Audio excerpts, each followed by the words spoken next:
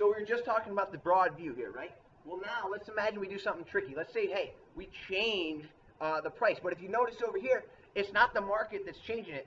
Somebody else, probably a government entity, is imposing what we call a price floor, hence what we call the minimum wage here. Or this is what a minimum wage would look like. Now, if you take a look, you see the wage looks like it's gotten higher. And think about it just for a second. If you were a business and you had to pay your workers more,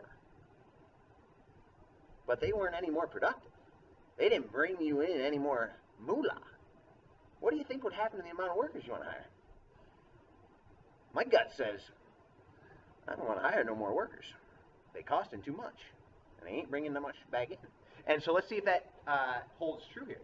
So my wage, now set in the market here, transfers over to the firm, and if you notice, now your profit maximizing level of workers is determined by this point.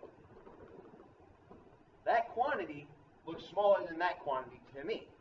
And you notice the value of the last worker that you hired is also higher. The MRP is bigger than it was before too, which makes sense because, hey, I'm paying a higher wage.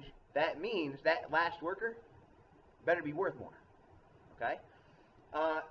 Consequently, if something over here happened to lower your wage, say for some reason you had an influx of workers and your supply curve shifted, say to the right, drive down that wage, again, now you're paying less. You could think as a business, man, I could hire more workers. And again, anytime I say workers, you could also substitute machinery or land, any of the factors of production, and it would work in the same way. All right, if you have any questions, by all means, let me know. Best of luck with the final exam right around the corner.